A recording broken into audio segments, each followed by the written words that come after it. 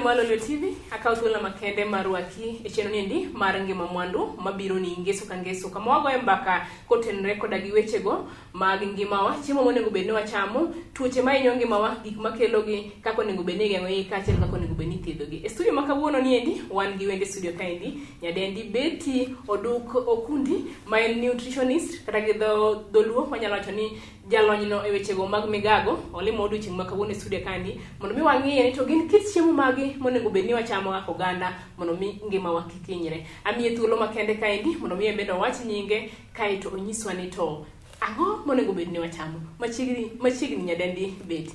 Erokamano Ruth. Yes.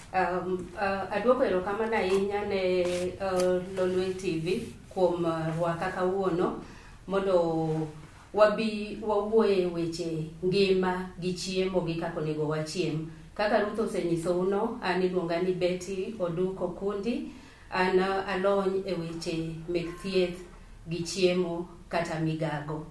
To ae Ministry mar Health Kisumu County kaendi. Koro sani inyal yuda Jaramogi Oginga Odinga Teaching and Referral Hospital ematiye e kanyo ma Nyasaye omiya e tichna. Koro kawuono abiro mana ni mondo wapar kaka wanyalo chiemo e yo makare. Yo manema. Aneno ka meso chacho nyadendi Betty. Lero ni tango matimore kaendi mondo mi janeno maneno Lolio TV sani endi yud ng'eyo ni tango madhi mbele kaendi kito aneno ka wan gi rech kaendi, mkate boflo ni kacha, karot nitie koni, pi modho, salad bende nitiere kanyo. Kamano Ruth. Meso chacho kamaendi nikech ng'enyne magi chiemo mopogore. Akelo gi kamaendi mondo wang'e ni nitie grube kata kidienje mopogore kama seche ma wadwaro ni mondo wachiem mondo ngima wa obed maber.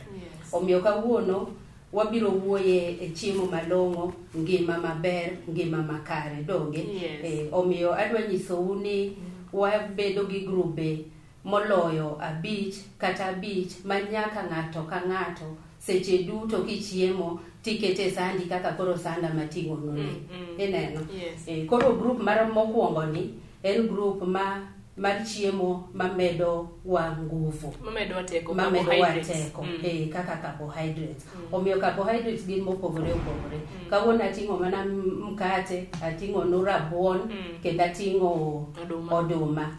Inyal kete mchele bende ni kanyo, chapat bende ni kanyo, kuon arega masani onego wadoge kaka jonyuolwa machon kwerewa ne timo bende ni kanyo. Kuon arega no ber kokete kata gi bel, nikech ibiro dwaro ni chame matin lakini obiro mi yieng'o yieng' tibedo motegno kuom seche mang'eny. Mano group mokwongo. Kato group mar ariyo en group ma miyowa, aketo maendi machiegni nikech en group mar mar modhi. Omiyo mo mitedo godo wanyalo bedo gi mo mar salad kaka mating'o kawuono ni, kata wanyalo bedo gi mo agwela. Ng'enyne wahero tiyo gi mo mar salad nikech maber e kit ngima dhano. Koro mo mar salad ni itiyo godo mana matin, lakini en bende omedo nguvu. Ni chiemo kitedo nitie chiemo ma nyaka kete mo. Koro mo no bende medo nguvu. En mana ni kata omedo nguvu kamano titiyo kode matin nikech onge gi nutrients mang'eny kaka carbohydrates gi nyalo bedo godo. Achungi mana matin kamana kapod an kar mono indo. Wacho onego bed ni watiyo mana gi salad, ok onego bed ni watiyo gi agwela. To oganda masani en nitie joma pod tiyo gi agwela. Ang'o mi agwela no onego bed ni wawe mondo wadonje tiyo gi mo malew? Agwela no onego bed ni waweye nikech ok olose e yo makare. Omiyo seche ma ji otiyo kode to ng'enyne iyudo ka abiro luongo gi dho ombogo ni veins mek ng'ato nyalo bedo clogged kata arteries nyalo dinore. Leche mag dende nyalo dinore. Gin leche. Erokamano. Koro gin wahero tiyo gi salad. To wapar kendo ni awacho ni itiyo godo matin, ok mang'eny. sawa sawa. Koro mago gin ariyo.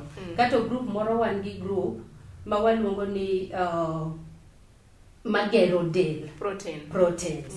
Group mar chiemo magero del. Koro group mar chiemo magero del ni nitiere gi gik machalo kaka chiemo machalo kaka rech ma wating'o kani, kato chiemo machalo ring'o. To paruru ka sama nyiso wach mo, awacho ni mo bedo matin e chiemo. Omiyo ring'o mana ting'o kawuono ni nigi boche. Nitiere seche ma wabiro dwaro ni kidwa tedo gi mo, to igolo bor e ringi, titedo ring'o ma onge bor. Samoro inyalo tede ateda kaka en no, to okiket mo. Okochuno. Manyiso ni sama gi ring'o machwe man gi bor, ok onego bed ni keto mo. Ok onego bed ni keto mo. To sama bor ni onge anyalo keto mo matin. Inyalo keto mo matin. Samoro bende inyalo bedo gi ring'o man gi bor to boche ng'eny ahinya e iye. Omiyo dwarore ni sama in gi ring'o man gi boche mang'eny ahinya e iye, to ing'ado boche go oko. Tigolo. Iwe mana matin. Sawa. Nikech mo dwarore matin. Walware kidieny mar 4 kapuro. Kidieny moro ma wan godo en mar alode. Kapok wachope mar alode no, waneno rech gi ring'o e kidieny mar 2 ma gero del. To kidieny mar 2 ma gero del ni, wan nyaka goganda, wan nyaka gi dengu, wan nyaka gi leso tiarre, leso riedo. Nitiere chiemo mang'eny. Omiyo seche ma ji chiemo, wan nyaka gi tong'. Wan nyaka gi tong', wan nyaka gi chak. Koro ok ochuno ni pile ka pile ichamo mana ring'o kende. Rech kende. Nikech mano ok ibi yudo nutrients te madwarore. Kabe magweno bende konyo. Kabe magweno donje. Nitiere gik moko ni waluongo ni building blocks makelo mariwore kato dhi to bedo protein no. Koro building blocks opogore e chiemo mopogore. Koro kichamo ring'o pile to ok iyud complete. Dwarore ni ichamo chiemo mopogore kata ka en group ma gero del. Kamano. Kato koro wadonje group mar alode. Alode be kaka asewacho koni, alode gin groups mamiyowa vitamins and minerals. Omiyo en muhimu ahinya ni mondo mano be chiemo monego bedi chiemo ma wachamo. To kung'iyo kanyo, tineno ka aketo gi mabet ng'eny. To ok ating'o alode te. Mano matiende ni sama ichiemo, sandi onego alodie mobed mang'eny e san no. Nikech ok ibi keto rech gi ring'o kamoro achiel. Lakini alot adwaro ni iketo alot mang'eny e san mondo miyo ichiem e yo makare. Mana kapuro ano kar alot kaendi. Di mang'eny josekawo ga ni jogo machamo alot marao mako joma thagore. Alot osebedo ke enitende mana gi weche mag chandruok, weche mag dhier. Dangi kon janeno mar Lolwe TV nang'o e wach alot nyiendi. Onego bed ochamo alot mang'eny maromo nade? Erokamano ahinya. Koro uneno ka ating'o san, nang'eyo ni nyaka bed ni biro penja question machal kamano, penjo machal kamano. Koro e sanda kaendi apogo kaka onego bed ni wachiemo. Uneno kaendi joneno manena, nus mar san onego bed alode. Vitamins and minerals. Nus mar san onego bed alode. Alode gi be kako tedgi bende en muhimu. Alafu chiemo ma gero del, proteins onego bed kaka nus ne kata akwota mar ang'ono, akwota mar san. Kato kuon, uneno ka kawuono apogo kuon, aketo matin moloyo kata proteins. Gimomiyo wakete kama endi en nikech dwarore ni wachamo kuon malong'o maber, ok mogo moregi. ok mok nyaduka. Mok arega. Wuoyi buru ming'wenyo ni. Moriw gi bel maber. Kiriwe gi bel, tinyalo chame matin, lakini omedi nguvu moloyo mok duka michamo mang'eny. To seche ma wachiemo, onego bed ni ichiemo, kirango, waluongo ni ichamo marom nade. Gin gori ng'eyo quantity michamo. Wan waluonge gi dho mombo ni portions. Portions manade monego icham e kar kuon. Gina pogo san. Ei dala, ei odi, sami chiemo, inyalo kawo sandi, tinyalo kete mana kama endi. Kaeto, obet maber. Matiende ni alot, emonego bed mang'eny, moloyo, kila gimoro. Koro waluar kar, aneno ka chungwa moro ni mbele na kaindi, ebe koro waluar kanyo. Alot bedo mang'eny molo gi kila gimoro, Ruth, nikech konyo geng'o tuoche. Minerals go, gi vitamins go, konyo geng'o tuoche. Ka waluar fruits, kawuono ating'o fruit achiel, ma en machunga, lakini wan gi fruits mang'eny, mopogore odhuro, nyaka mapera gini, madonga e dala. Koro matunda ber mondo wacham seche duto. Nyaka wa make sure ni wachamo matunda e odiochieng'. Nyaka wa make sure ni wachamo machunga. Koro wabiro kaendi. Kaeto wan gi pi. Pi modho. Pi modho en muhimu sana e ngimawa. Nikech ema miyo dendi luokre maber. System mar kama chiemo donje, gi kaka chiemo biro regore bedo mayot. Omiyo ber ka pi wa modho e kit ngimawa. Onego bed ni ng'ato modho pi marom nade e odiochieng'? Pi monego bed ni ng'ato modho e odiochieng' olingana gi kilo mar ng'ato. Ratil ma in godo, Ruth. Kopo ni in gi ratil marom nade, wawach kata ni kaka in Ruth sani in gi adi? An gi 75. Koro ka in gi 75 kilos, to mano matiende ni e kilo achiel nyaki modh pi mils 30.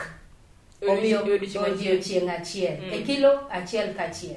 Omiyo kilo ni no 75 kigoye gi 30 ekiyudo ni liters adi mek pi minyalo modho e odiochieng'. Gi kanyo no nyadendi Betty wang'uke mana matin. Jawinjo na winjo maler ni onego bed ni wamodho pi koluwore koda kilo ma wantiere godo. Kata kamano wach mar pi niendi, nitie jok moko ma modhega mana ka riyo oinge. Wacha ni sama koth chuok onyalo modho pi, onyalo mana modho pi sama riyo oinge. Wakawo break matin kamaendi, wakawo mana yweyo matin kodwuok kamaendi, nyadendi Betty, ma en jalony weche mag migago, kata idendo gi dhombogo ni nutritionist, dhi gonwa mbaka kotenore kod kit chiemo go endi monego bed ni wamiyo mama monyuol, kit chiemo go endi monego bed ni wamiyo joma nitiere adole, kit chiemo no monego bed ni wamiyo jogo ma ikgi oseniang' kaachiel kod jogo ma ikgi ni diere. Kik bayi, med mana kete kanyo e neno Malonwe TV.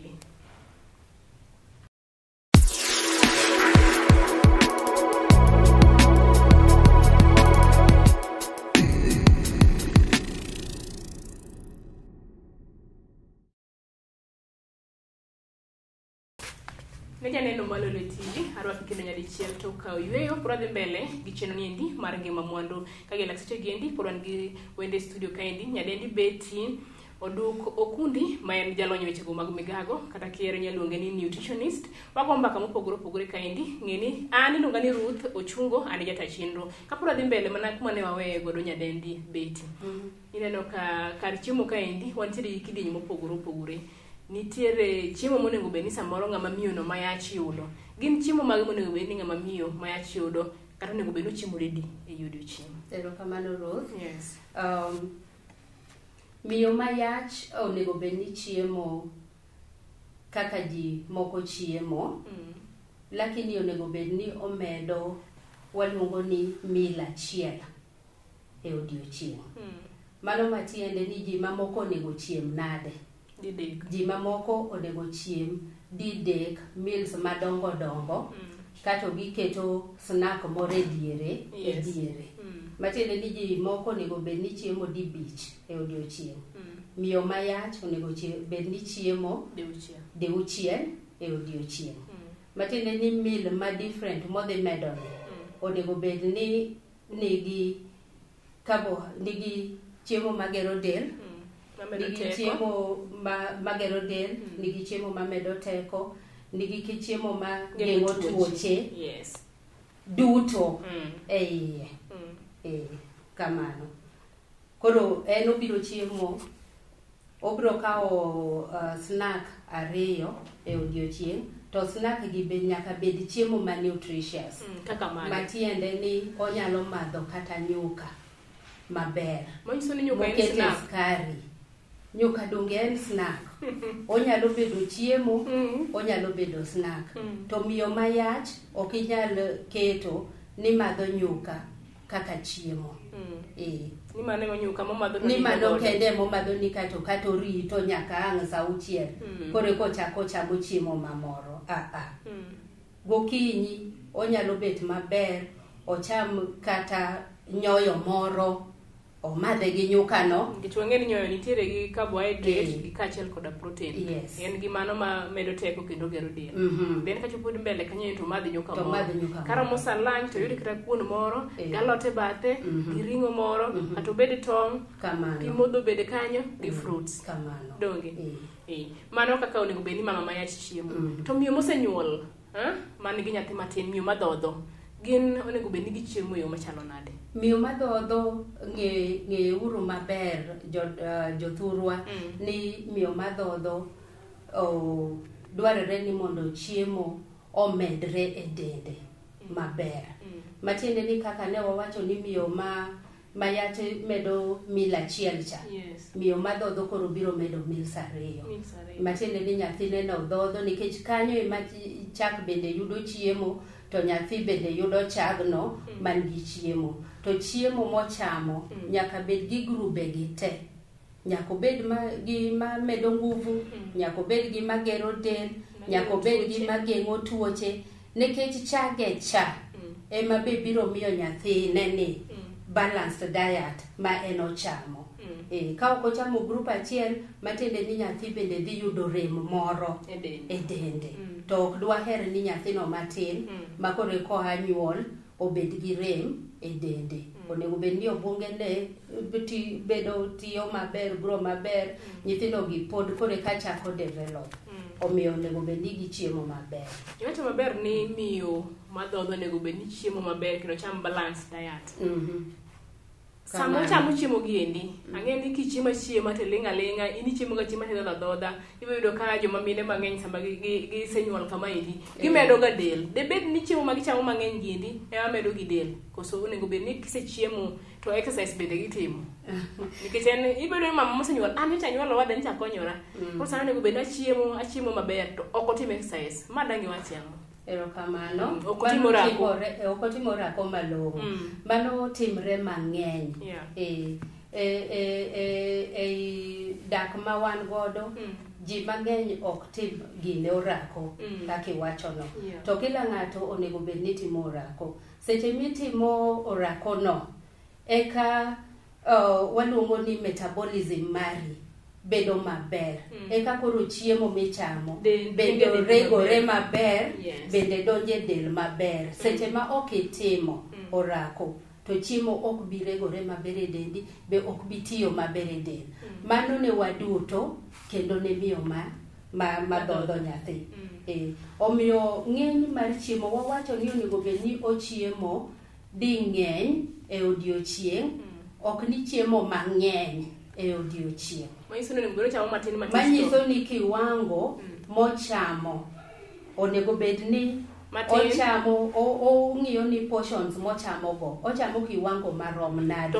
Egin ne wanyiso sanne. Miyo madhodho onego bed ni chamo matin to kisuku. Ochamo matin but mang'eny. Ruth, ing'e ni kiwacho ni matin but mang'eny. ding'eny. To mano gibiro paro ni koro wadwa ni ocham chiemo mathin e san. Ok kamano. Ochama morome. Ka san ni ok ti ne ng'ato maber, to king'iya kaka timo, inyalo ng'eyo ni seche midwa chamo kuon, ti ing'ino ngumi kama. Ruth ng'inane ngumi, king'ino ngumi no gi mara, donge gipogore gi size? Mara ni e kuon monego acham. Mane monego icham. Ineno? Mano kuon. Kato ka wang'iyo kaka rech, ring'o, oganda gini, onego bed ni ka waketo kiketo lweti kama kiyare kama, to vidole digi igolo oko. Iumogi lweta. Kato koro ichamo ring'o kata rech marom kama. Manyiso ni mae di kaka ng'ero tani edi, ma nyalo bedo ni magi okenga mag ring'o madrom abich. Kamano kata uchiel malich. Oroma. To ino ni jomoko chiemo ga ma samoro ginero nene ga nyenye liete. Ka ng'ato dhi nene kaso wach mar ketani. Kose dhi orede line ga chande, tibo yudo koting'o rech ni oume gi ring'o, chapat ni e bathe, kuon no e wiye kanyo, pilau ni bathe koni. Mano ben chiemo maber. Midhiero. Eka ang'iya e diel, to ka in e mtoka, to agulu goyi. Diek dwa chako wuok. Iwacho ni joka notedo chiemo gi mo marach. Kata ne ok gitedo chiemo maler. Kare ne miriwo chiemo mang'eny mopogore kendo ichame mang'eny ma dendi ok odwar. Wadhi e kidieny machielo mar dhano monego bed ni chiemo. Wasewuoyo kanyo miyo mayach, mine madhodho. Wachope adolescents, nyithindo ma giwuok e tin, gidonje e duong' kaendi. Kar jo tin kaendi. Wang'e ni kaendi nyithindo moko jobed ga active ahinya. Gin chiemo mage maber konego bed ni nyithindo mantie adolescents chamo. Koro nyithindo mane adolescents gin nyithindo madongo kaka iwacho. To gin nyithindo matugo bende mang'eny. Gin nyithindo ma sama gichiemo, sama tin, oseringo oko, osedhi otugo, chiemo no oserumo e dende. Omiyo gin ok onego bed ni wapimo negi chiemo ahinya. Onego bed ni wahakikisha mana ni nyathini ochamo chiemo magero del, mamedo nguvu, mageng'o tuoche, gi pi modho nyaka bedi. To gichame seche ka seche. Omiyo kik wapim negi chiemo ahinya. Nitiere wach moro kendo kamano mondo mi apenji, ibiro yudo ka jogo matiyo tich matek kaka mago mag mijengo, osedhi e mijengo kae chande, osetiyo matek ool, onyalo chiwo madango cham kaeto yieng' mana mapiyo. Thothne ibiro yudo kochamo kata mana nyoyo gi nyuka kata rabuon gi nyuka. To kosechame kamano endo, to chame be in large quantity, ochame modhuro. Ok ong'iyo kanyo mondo ocham oyud fruit moro ocham. Jala kina indangi koni ang'o? Kichero gimoro dicho ga en yieng', ok odwa ng'iyo ni ang'o mochamo. Erokamano. Ochame mang'eny, onge rachne. Nikech activity motimo. Ochame mang'eny tok thuolo malach. Samoro aro kiny nyaka saa 7 kata 8 pok oyude. Koro koyude to chame mang'eny kabisa. Gi activity motimo bende ber. Wawacho ga ni chiemo michamo onego ti owuogi icham moro ochako tiyo timang'ono owuogi mondo kik nikech chiemo ma ok oti e del kobedo stored e del kanyo biro miyo ibedo gi midhiero, tuoche mang'eny nyalo wuok e mano. Oiso ni ka chiemo no tamore ti e denda aya chako develop kama na tuo moro kendo. Konego bed ni wachiemo to giwuok to wachako chamo machielo. Aneno ka saa sudo kaendi, nitiere kidieny mar ji kaendi mapok wawuoye, the elderly, jogo ma joniang', jogo masani samoro en kama na higa 60, 70, 80. En be onego bed ni nitiere kit chiemo mochamo koso jogo ma ikgi osechopo higni 80 kama endi Ruth, gichamo chiemo duto. Lakini gima nyaka wang'i ahinya en ni koro gidok kendo ka nyithindo matindo. Omiyo chiemo ma watedo negene be en chiemo ma be onyalo nyamo, nikech maybe samoro lekene be koro onge. But kata ka lekene onge, to kuon mitedo be nitie kaka inyalo lose mondo onyal chame. kati nywaso ne kata rabuon moro mondo cham. Gima nyaka wakikisha en ni grube gi tema na wuoye obede I chiembe no. But form moro ma onyalo chamo ma ok bi bedo ne matek mondo cham. To e kiwango be maber. Yes. Kik wawe gibed kech. Kech ni aski magi gichak gi ngeni jodongo moko to kech kech nyalo miyo ngato bed machiegni nikech yore ma watedo godo ok favorable negi. Koro ka watedo chiemo ma waketo mayom magi nyalo chamo mano de miyo gi yot to de ber moloyo nikech miyo gi yot. Aneno ka saa bende mayo wawang'wa kaendi ne janeno mar Lolwe TV. Mondo miyo winj wach mana mogik kowuok kuom nyadendi Betty Oduko Fundi. Betty nyisa ni wach mane mogik madang iwe godo janeno mar Lolwe TV gi lakseche gindi ma winjo chenro ni endi mar ngima mwandu nikech gik michamo gindi gitenore kod ngimawa. Yes. Erokamano. Aduoko erokamano ahinya kendo wachna mogik joneno manena to gi jogo mawinja en ni mokwongo wasewacho ni onego bed ni ichamo chiemo mantiere grube te mondo ngima obed maber. Grube go wasewuoye kendo onego bed ni grube mopogore opogore joma yach jonyithindo chamo chiemo e grube te lakini mopogore opogore kiwango mopogore opogore.